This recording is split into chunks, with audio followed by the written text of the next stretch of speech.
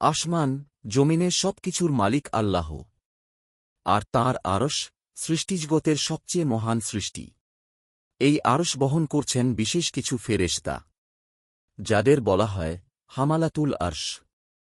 কোরআনে আল্লাহ বলেন, যারা আরশ বহন করছে এবং তাদের চারপাশে যারা আছে, তারা তাদের রবের প্রশংসা ও পবিত্রতা ঘোষণা করে আর মুমিনদের জন্য ক্ষমা প্রার্থনা করে।